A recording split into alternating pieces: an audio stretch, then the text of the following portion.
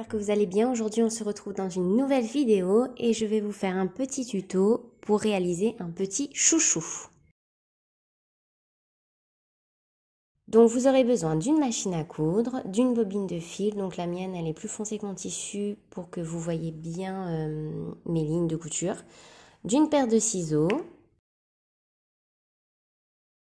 d'un tissu, d'une chute de tissu. On en a tous. D'épingles à nourrice. D'aiguilles,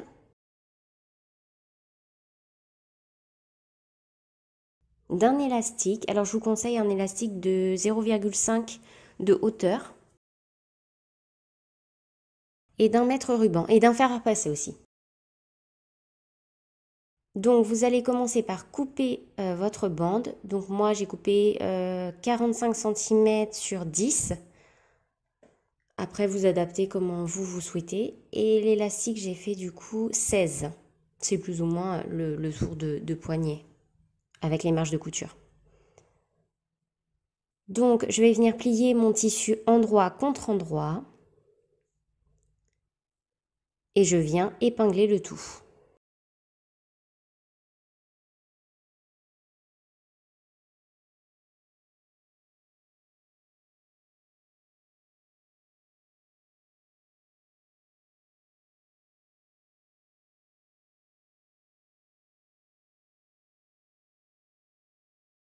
Et donc, je vais venir piquer à la machine, mais je vais laisser 3 cm ou 2,5 de chaque côté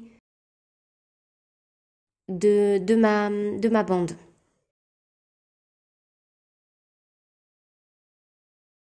Donc là, je prépare ma machine.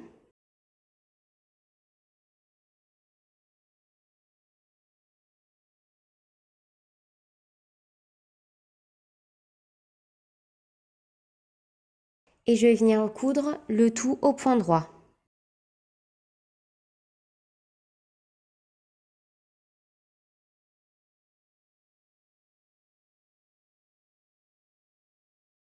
Donc n'oubliez pas de bien laisser 3 à 2,5 cm sans coudre. C'est très important.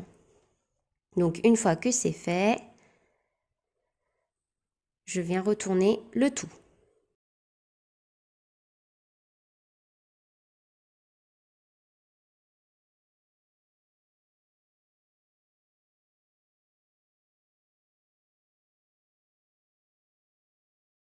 Maintenant, je passe au fer à repasser et je vais venir prendre les deux extrémités et les coudre endroit contre endroit. Donc d'abord, je les épingle sur tout le tour.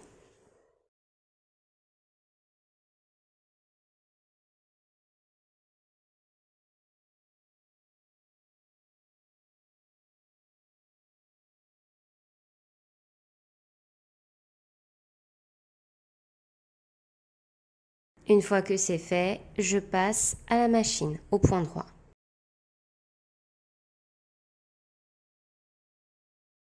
Donc moi là, mon tissu s'effile énormément, donc je vais venir vraiment couper au ras-bord. Je vous le montre pas, mais je vais venir couper au ras-bord. Par contre, si vous utilisez du coton, ça ne devrait pas s'effiler autant et ça devrait être parfait en fait. Donc là, je retourne.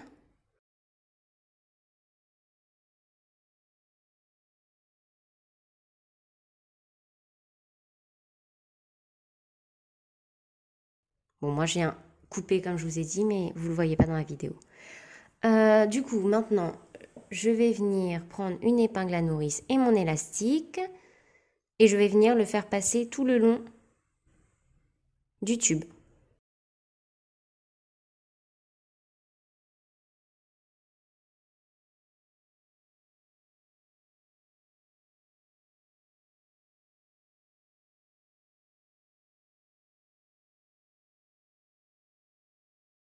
Une fois que c'est fait, je prends les deux extrémités de mon élastique et je vais venir faire un point à la machine.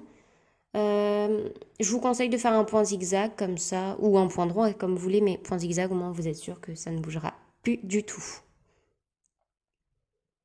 Hop. Et maintenant je vais venir recoudre mon trou. Donc là, bon, vous pouvez faire soit à la main ou à la machine. Bon, comme vous avez pu le voir, j'ai cousu avec du noir, donc je vais faire à la main avec une ligne blanche. Et donc voilà, je vous montre d'autres modèles que moi j'ai réalisés. Mais c'est un tuto super simple et pour les débutants, c'est parfait. Et puis pour utiliser ces chutes aussi, c'est parfait. Donc j'espère que cette vidéo vous aura plu. Si c'est le cas, n'hésitez pas à mettre un petit pouce en l'air et à mettre un commentaire. En attendant, on se retrouve dans une prochaine vidéo. Je vous embrasse très fort et vous dis à la prochaine. Ciao, ciao!